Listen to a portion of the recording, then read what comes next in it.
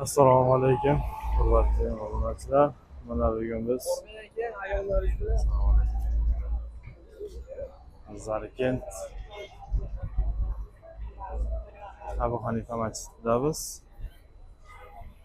O'sha mashhur Shukrullo domla masjidi. Obuna bo'lib qo'ysalar, nagasalarni va ichkari tomonlarini ham ko'rsatib beramiz. Masjidimizning ichkari tomon ko'rinishi yopiq ayvon bilan o'ralgan, hashamatli qandillar bilan bezatilgan.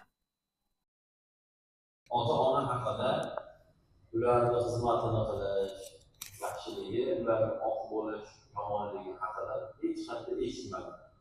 Lekin inson bo'lsa, aql taqozosi o'zi aytadiki, bu sani otang, onang, ularni xafa qilma, dilini og'ritma, hurmatsizlik qilma, qarovsiz tashlab qo'yma, zulm qilma va hokazo. Aql o'zi aytadigan tema bu. Lekin Alloh bilasizlar bizni yaratib xolimizga tashlab qo'ymadi. Bizdan avval 120 mingdan oshiq payg'ambar bo'lgan. Ba'zilariga sahifalar tushgan, ya'ni Allohning vahiylari tushgan. 4 ta kitob tushgan, Tavrot, Zabur, Injil va Qur'oni Karim. Eng oxirgi kitob. Ular insonni yaratib turib, o'zing topib yomon ishlarni qilma, o'zing topib yaxshi ishlarni qil deb tashlab qo'ymaydi.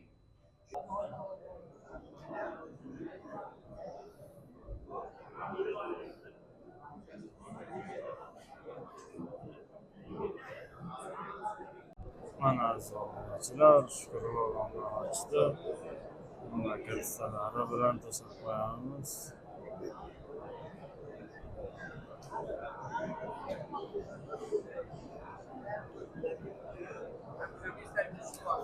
Kimki kelishni xohlasa, bemalol kelinglar.